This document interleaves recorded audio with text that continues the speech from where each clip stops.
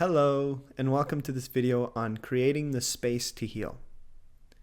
This video is about helping you consciously manage your evolutionary process and not get in your own way, and help you feel like you are doing well and help you recognize that, and help you feel like you have space and time to heal instead of feeling like you're in this pressure cooker. And it's going to help you get in touch with and understand those parts of you that sometimes feel like nothing's working, like you've gotten nowhere, like you've just wasted money on healing, and you've wasted time meditating, and that nothing is changing.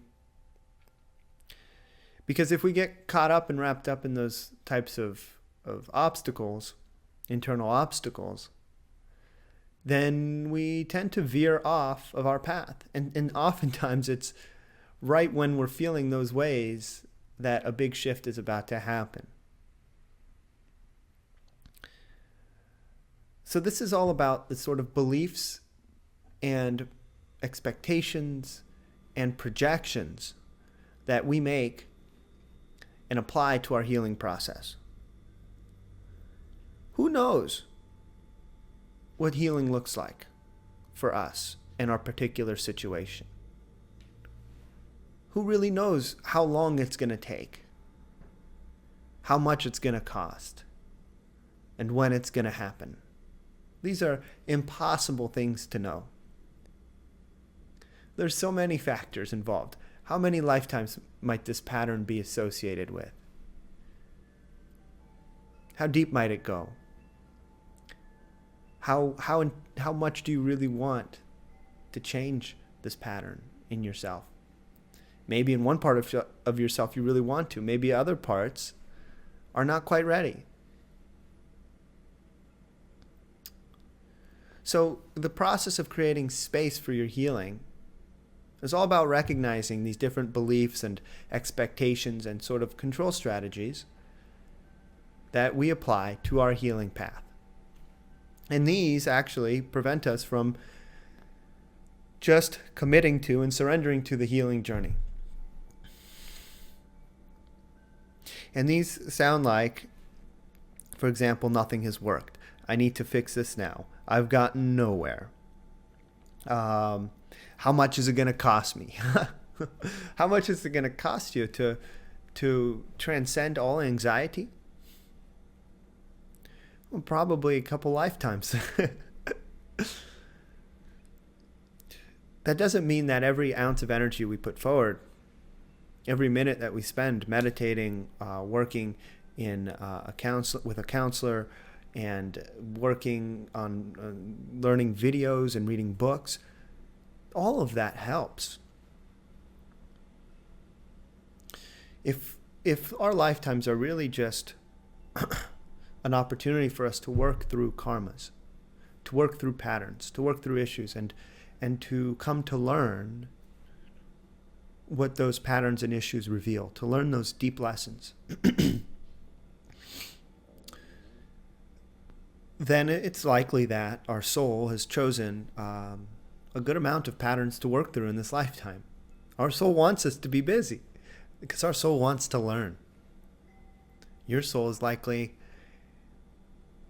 wants to make the most of this lifetime, and after speaking with a spiritual teacher who told me that at the end of a lifetime, if we go into our life review process and we find that we didn't work through that many patterns that we came here to work through, that we sort of got in our own way and didn't go about it humbly and in a surrendered way, we tried to control it, or we didn't even want to work on self-awareness for a whole lifetime, that our soul can feel quite sad about that, because our soul recognizes that a lifetime is an opportunity. It's a precious opportunity, a gift from God, especially a lifetime as a human being. So, as much as our patterns might be painful, as much as we might want to really work through the issues in our lives, as much as we might hate the relationship issues we have, or the depression we feel, or whatever issue you're going through. It's so important not to let our aversion or our hatred or our frustration with our issues to then define how we go about resolving them. Because if we do that, we become compromised. We start to act from fear and stress when it's actually most optimal to be calm, collected, and patient, and committed and surrendered. And most importantly, to not try to assume and believe different things about how the healing should happen. Like, for example, the only way I'm going to resolve this is through hypnosis. Or this should take, 3 sessions to resolve. How can we know? When we do this, we create this mental image of what healing looks like.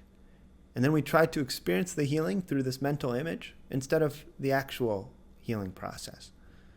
Instead of being present and aware and open, we mindify it.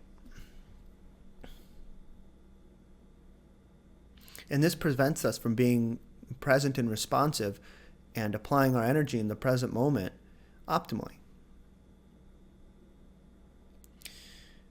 Just like a pimple might come up over and over again. It comes up, you clear it. It comes up again, you clear it. It comes up again, you clear it. It is only through that process that you recognize how deep the pimple really was. At first it came up, you cleared it, you thought it was gone. Then a few days later, there it was again, in the same place. And you realized, oh my gosh, this is deeper than I thought. Does that mean that you didn't clear it the first time? Does that mean that the first time you cleared it, it did nothing? No. Of course you cleared stuff. And there's just more to clear. Sometimes our issues are like that. They come back up and we might misinterpret it as, oh my gosh, we didn't do anything. We didn't accomplish anything. I did all this therapy or counseling or meditation, or I watched all these videos, or I read all these books. I spent all this energy. I've tried so hard. And none of it worked. Really? It's understandable to feel like that in times where we feel in pain and overwhelmed. That said, those feelings are, while it's good to feel them when you feel them, it's also important to eventually step out of them and to recognize that we don't know and we're not in control of our own healing process, really. Our conscious mind, the 5%, it likes to believe it can control the whole 95% of the subconscious, as well as our soul and all of its different dimensions and levels that we don't even have access to in the body, or at least from the conscious mind. And that's really not the case. We're passengers in our soul's healing journey in many ways. The conscious mind is, the mind is. And yet, as a passenger, the mind attempts to try to define the process, to try to control the process, and to assume that the process belongs to it, not that it is a passenger.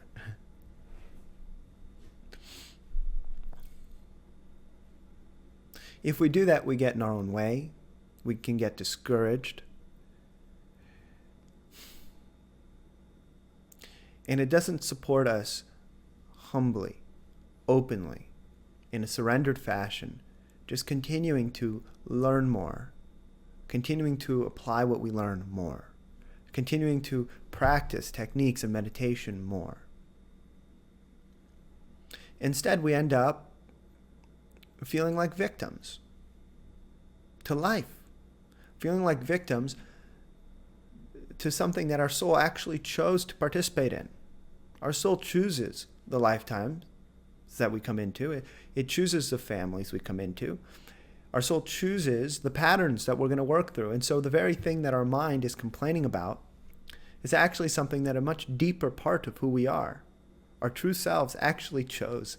So we're fighting ourselves.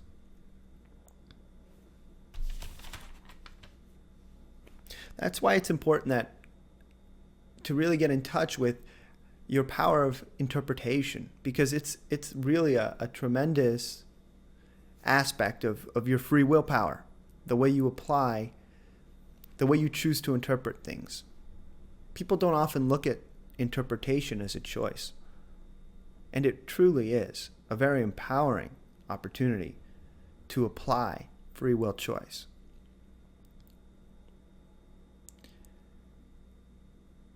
Interpretations can lead us down a very disempowering, negative, fearful path where we don't really try to change or grow.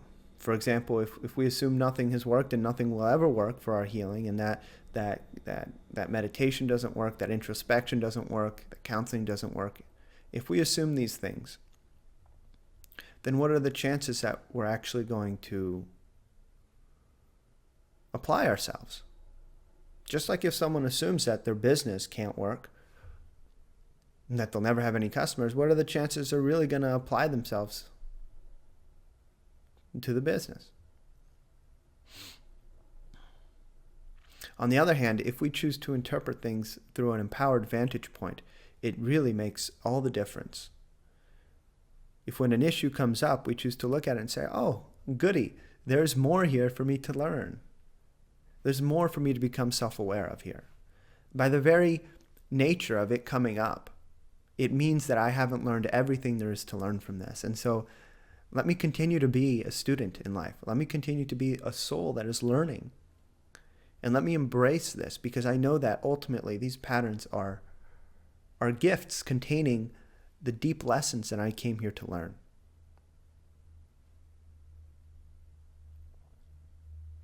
Taking this approach in life allows us to actually have peace and joy in life, even as, not everything goes our way. Even as we have maybe career issues or relationship issues or health issues. Everybody has issues, some issues going on. Emotional issues, mental issues.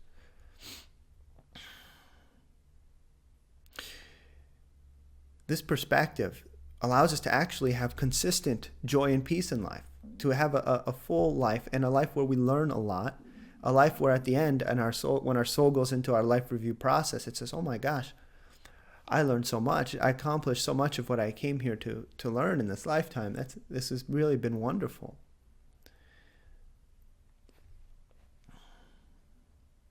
There might not be anything more important than that.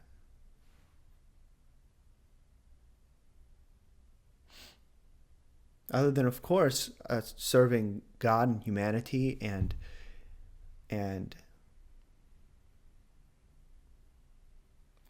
giving love, and actually embracing your soul's learning process, seeing your patterns and issues and karmas bubbling up as opportunities. That is a sort of necessary step if you want to operate in alignment with God and the universe, and if you really want to serve humanity. Because that is the process that humanity is going through.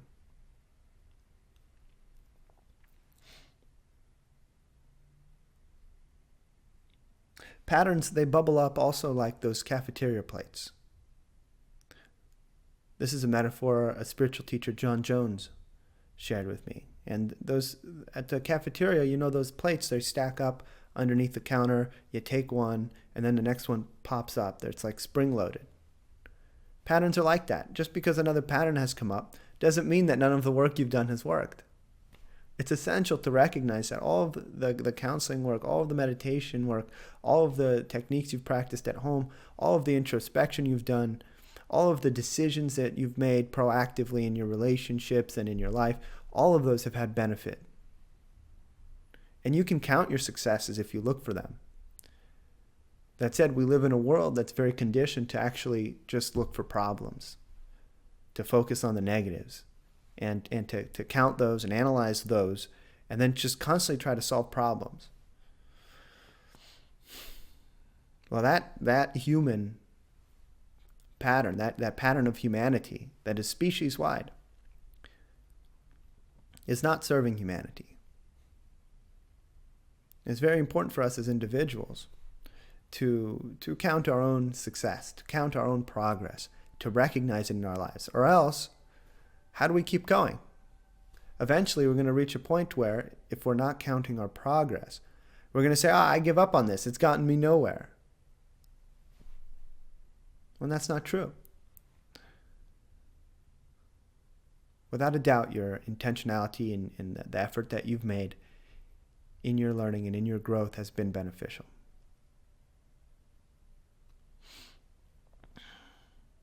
The learning process, you could simplify it if you wanted to into sort of 3 stages.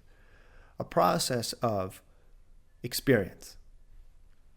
You go out and you have experiences. You have relationships. You have work. You have your hobbies and personal life. You have time through which you have experience. And then you have introspection, a sort of process of becoming more self-aware, introspecting, and also meditation. So that's the second one. So you have experience as number 1. You have meditation and introspection as number 2. And number 3, you have learning from other sources, from other people, ultimately, whether it's in spiritual counseling or books or documentaries or workshops.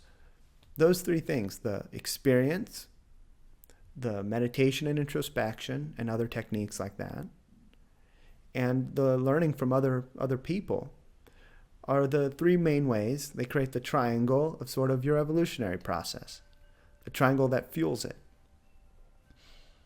And it's so important to remain committed to that process of evolution and to recognize where you might be not prioritizing one of those, because they're all important. For example, someone might really be focused on their experiences and on introspection, maybe a little bit on introspection, that's not so much on learning from other people. Or someone might be really focused on just learning as much as they can and on taking that and trying to apply it to the experiences. That's it. Maybe they're not so focused on meditation and introspection and techniques that they can do.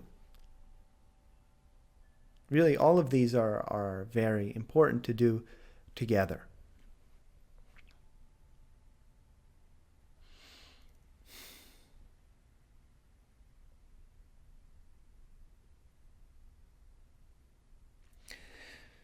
And the last thing that I'll share about this is that the healing process, it happens through a process of gradual self-awareness, gradual attainment of understanding, gradual attainment of awareness of your patterns and their implications and how they came to be and how they influence your decision making and their ripple effects in your life and their implications. Once you have this awareness or understanding, once you have comprehensive awareness and understanding over a pattern, it usually clears on its own. The light of your consciousness will resolve it, typically.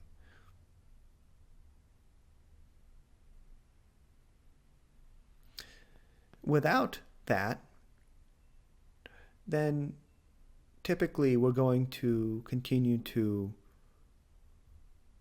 work at it, and it's going to continue to bubble up until we attain that understanding. And so that's why it's so important to read books and to work with someone to help you become more self-aware, because you can't, it's challenge.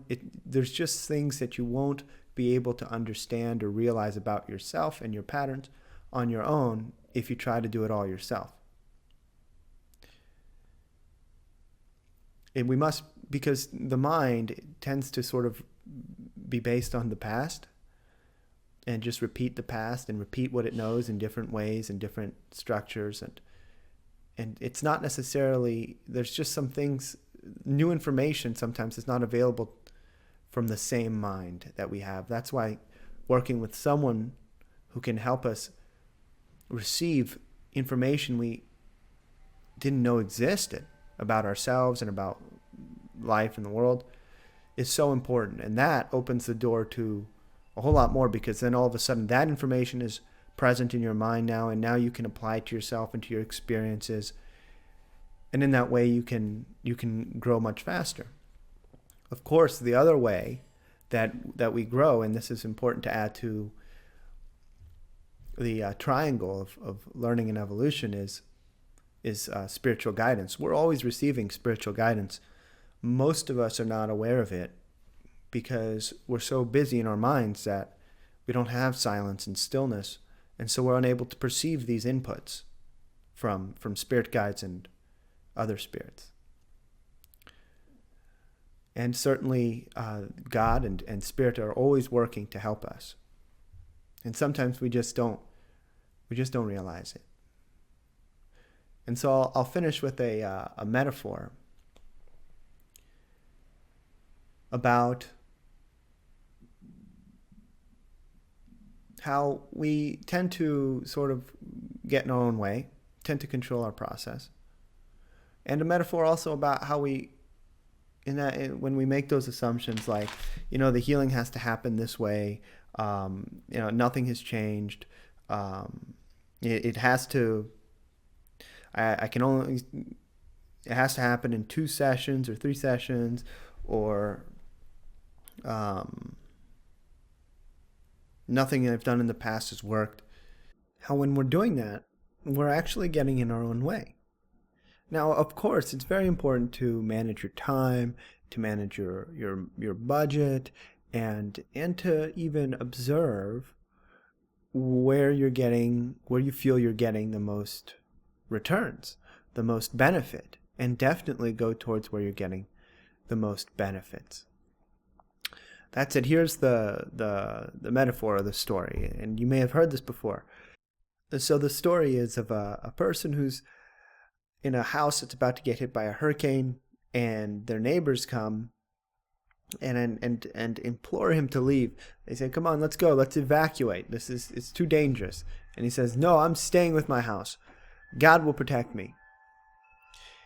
And so he stays in the house, and in the middle of the storm, people come back to get him again because it's really dangerous, and they're like, "Come on, come, you gotta go." It's like, "No, God will protect me, and God will protect my home." And then, like, at the end, a helicopter comes and his house is flooded, and they're like, come, and he's like, no, God will protect me. I'm staying in his totally flooded house. And then as his house eventually is collapsing, and no one's seemingly there to help him, he looks up at God and he says, "Why, God? Why didn't you help me? Why didn't you help me?" And to which God says, "What are you talking about? I sent your neighbors, I sent those firemen, and then I sent a helicopter, and you still didn't come."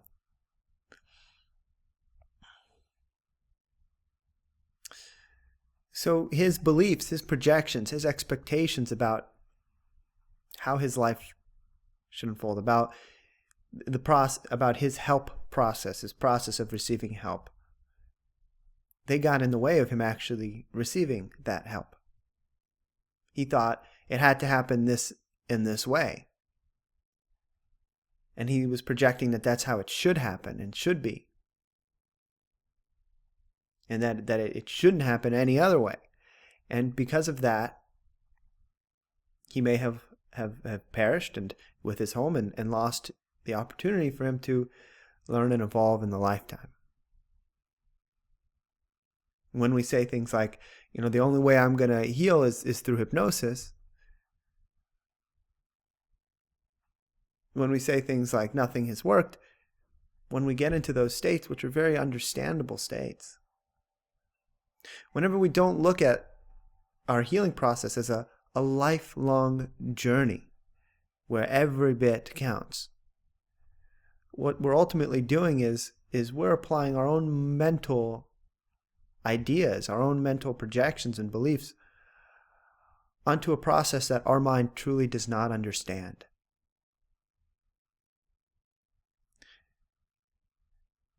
And so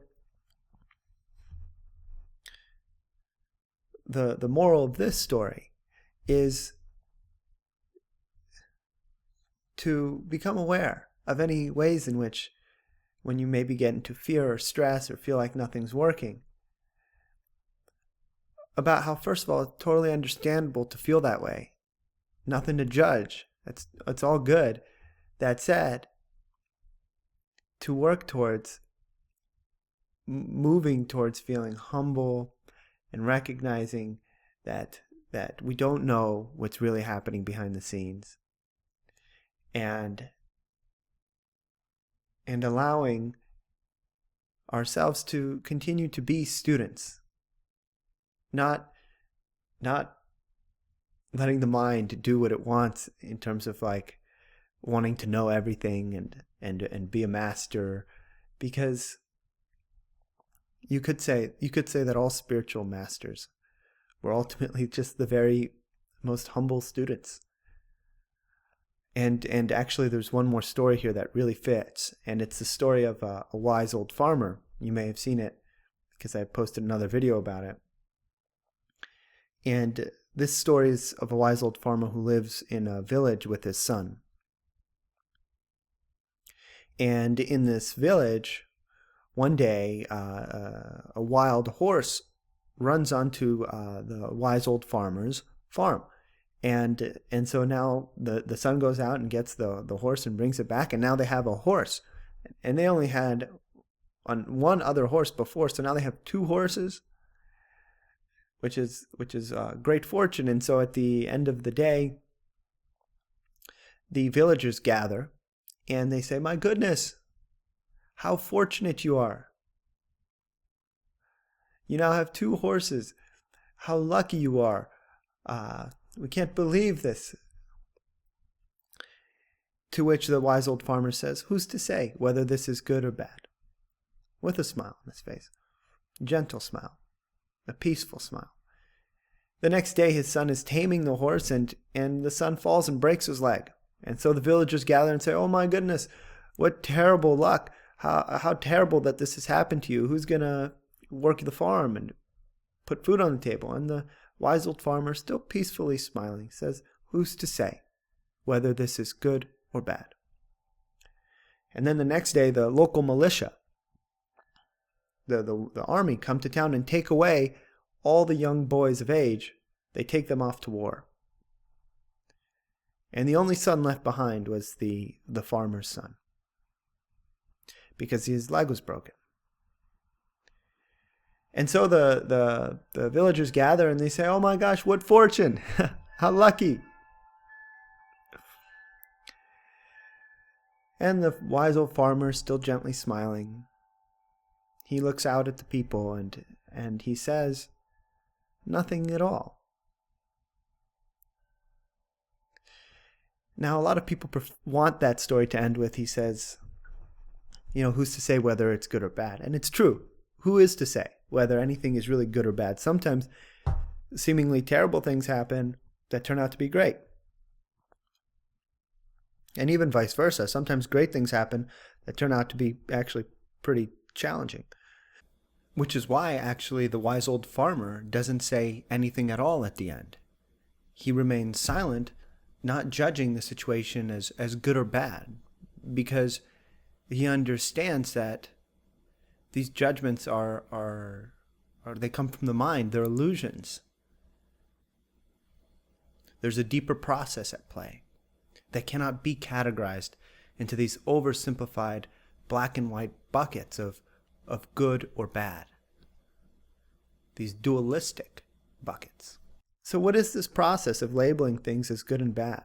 When our issues and patterns come up and we label it as like a bad thing, how do we know that it's not actually some part of a much greater process of our evolution? How do we know that this one time it's coming up, this pattern, this layer of it, this plate coming up in the cafeteria plate dispenser, or this layer of that issue isn't actually new and different and an opportunity for us to apply everything we learned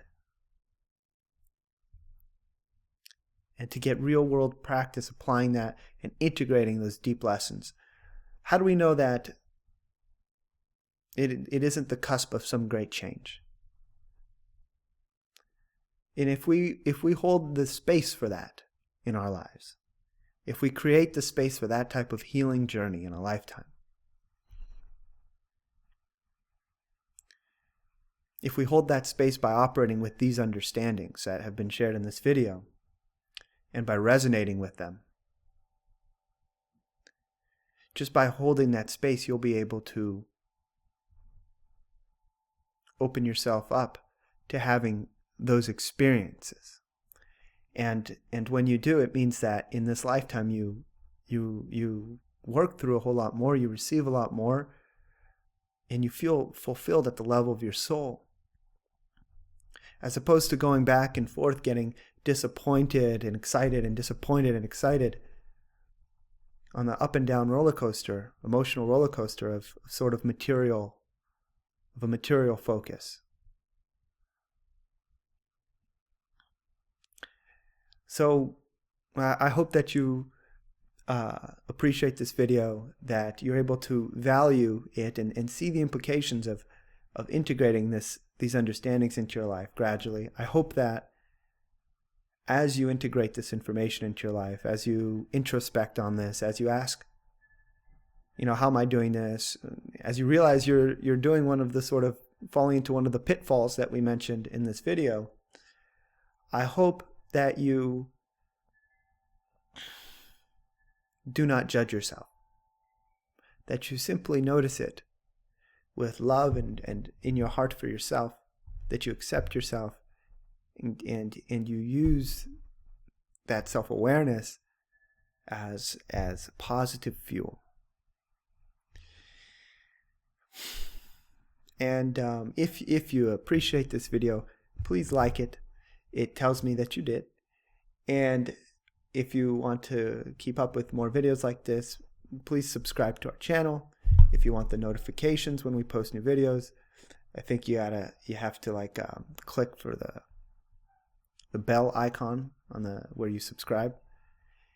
And if you would like to work on self-awareness, on recognizing your patterns, on how to have more peace and joy in life as these patterns bubble up, feel free to go on our website or contact us to schedule a spiritual counseling session if you'd like. And of course, check out our meditations on YouTube. And I hope that Alessandrina and I both wish you a really wonderful day, wonderful lifetime, and wonderful future lifetimes, of course.